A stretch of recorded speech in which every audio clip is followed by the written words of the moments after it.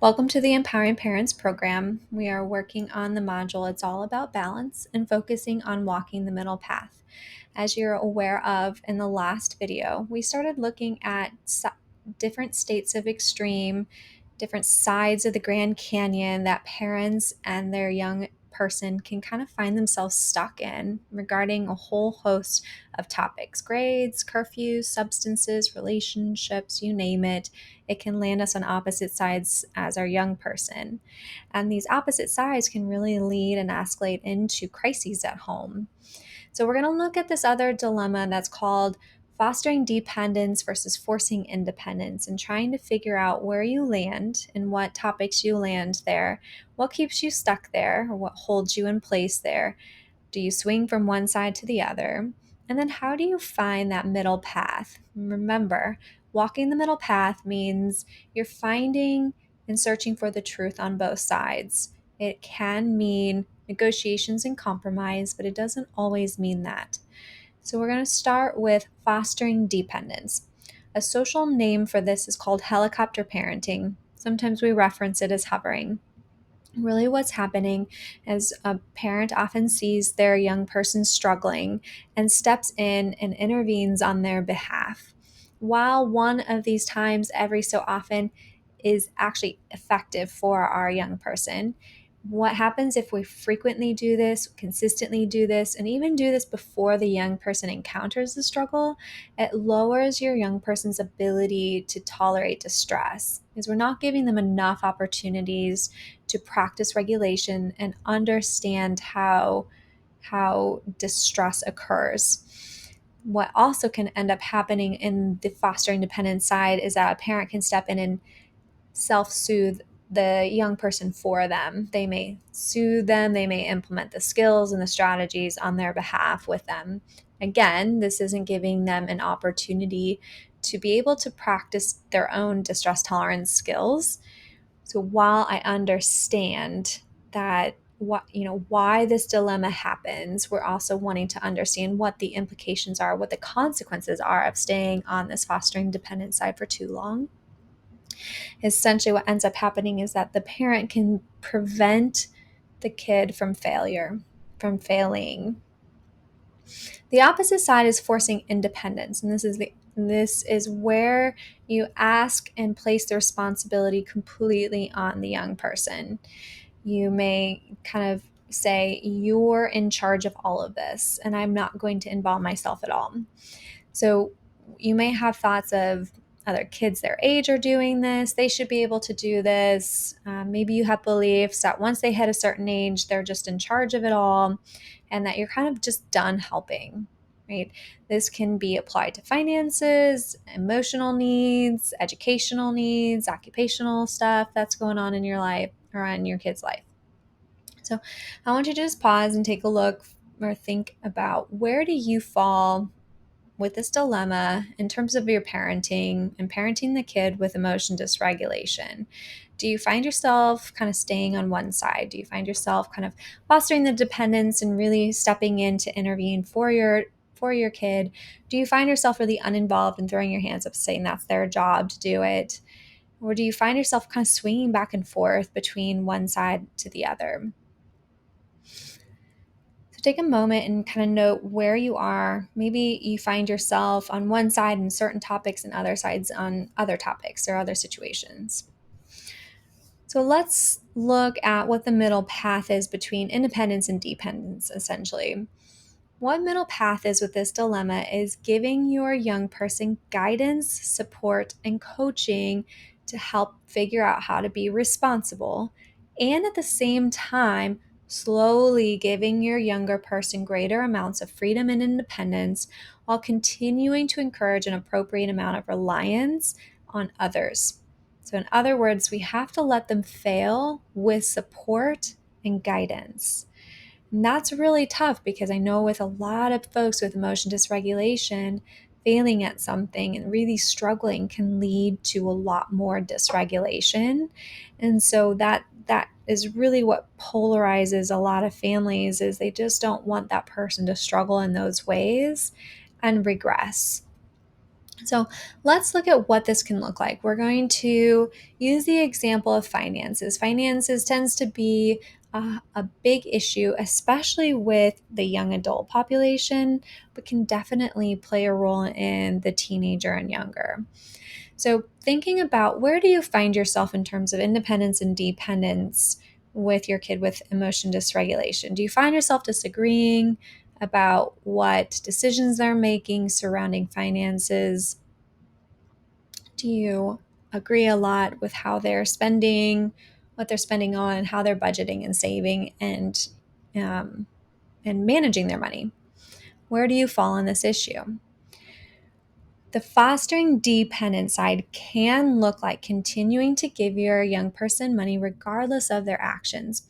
You might threaten at times to stop, but ultimately you continue to give and to provide. You may solve their financial problems for them, and in some situations, you may realize that you financially support your young person more than other families around you. What we want to look at here is, do you find yourself fragilizing your young person or having thoughts they just can't make it on their own? It's easier if I just pay it off for them so that they can X, Y, and Z. I'll feel better if I've done what I can do to help. I will stop paying for X, Y, and Z eventually. Do you feel worried about them being in charge of their own money? And see yourself protecting them from themselves. So I want to pause and I want to state how you support your young person financially is going to vary family to family and person to person. It's just looking at, do we find a lot of fostering dependence with this? Do they need this level of intervention and support? Or can we start to really move them towards more independence with their finances? So let's look at the independent side, the forcing independence regarding money. What this can look like. There's other examples out there. This can look like cutting all financial supports abruptly and without much discussion behind it, assuming that they can just figure out how to navigate all financial decisions independently, student loans, getting their own phone bill, managing debt, etc. Or maybe you're just feeling fed up with managing and paying as much as you have been, and you just say, enough's enough, I'm done, take it from here. Do you often feel burnt out and trying to help and feel like this is your only other option, or feel like you've gone in circles and circles and circles? This just must be it. Maybe they need a lesson on tough love. Maybe you think, if they can't hold up their end, I won't hold up my end. Are you turned off to thinking about how they'll feel if you stop giving them money for their bills and personal needs, etc.? Just kind of note where you fall in terms of forcing independence. And I'll just note that sometimes we make these threats and we don't uphold them, and yet it can still be that forcing independence side. So let's look at middle path. What is the middle path between I'm intervening and paying all of their bills and managing all their money versus I'm not in charge of any of it and they can make all their financial choices? Middle path is giving the support on how to do things, how to manage their money, how to create a budget, how to manage urges to resist spending money impulsively, supporting treatment for dysregulation that causes the impulsive spending, offering support and sticking to the budget, and at the same time giving more and more freedoms regarding being financially responsible, like giving one bill at a time to your young adult, asking them to pay for like one tank of gas twice a month, paying for certain parts of their groceries or paying parts of their phone bill, etc. So finding, where can I start to increase the financial responsibility and also supporting them with their budgeting. All right, so let's look at what this middle path actually looks like, or what these states of extreme look like in terms of money. One example is that your young person's had a really difficult time setting up and maintaining their budget. You've been paying for everything that they need: car, gas, food, entertainment, spending money, etc. They continue to rack up debt in their credit card. You've paid off several bills in the past and you're done. So you cut them off completely and tell them to figure it out and that you've helped them enough. The middle path can look like sitting down with all income, their expenses, their debt, and identifying how you will help and what they will need to do to contribute to those expenses.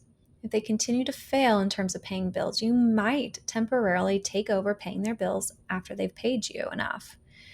So, we're looking at some ebb and flow here in terms of how you walk this middle path, what they need at what particular time. Like, you might find yourself a little bit more towards the dependent side where you're intervening for them, and that's a collaborative effort to get them into a point where we're really shaping the behavior of taking over financial responsibilities to then be able to hand it back to them, right? Or being able to sit down on a regular basis and say, let's go over how are you doing with this? And is this a target in your therapy? So that is something that they're learning. A part of this is also giving and allowing natural consequences to occur. I know that this is really challenging, especially for a young adult, because you just want to set them up best and have them have a strong foundation. And it is important for you to not solve all of their own problems for them. You don't want them to be completely left alone in it, and you can allow those natural consequences to occur. This helps them learn to tolerate their own failures in life and understand that they can rebuild from here. It builds a lot of security in the world. Walking the middle path is about balancing how much they have to tolerate with how much you're willing to assist them with that's within your limits.